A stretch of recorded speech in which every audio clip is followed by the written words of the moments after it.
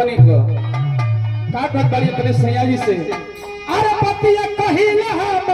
खाटिए राजा जी अब पहाड़ निकट सवा के माटिए राजा जी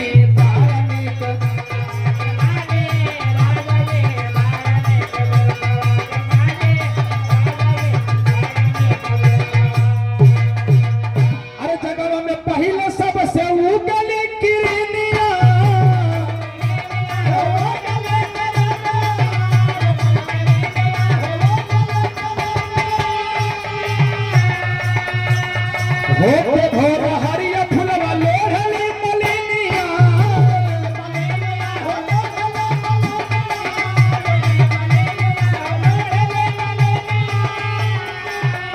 अरे मोह केल जहां धूप बाटिए राजा जी पहाड़नी कते सवा के माटिए राजा जी पहाड़नी कते सवा के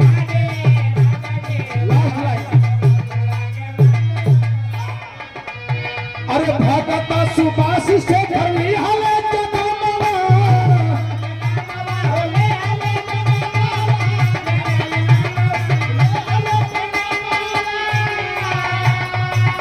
और आदरणीय हमारे परम पूजनीय गुरु जी बड़े भैया आचार्य जी की तरफ से बहुत सा सम्मान प्यार भरा पुरस्कार रहा कहना है शेखर सुबास जहां वाली हले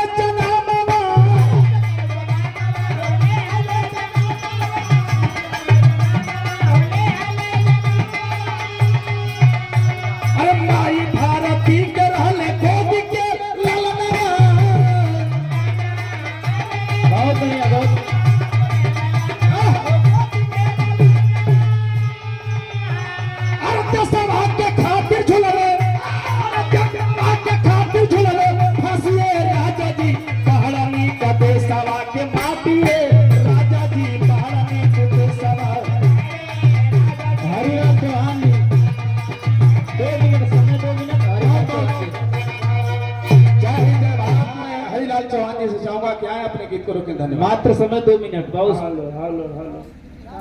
हेलो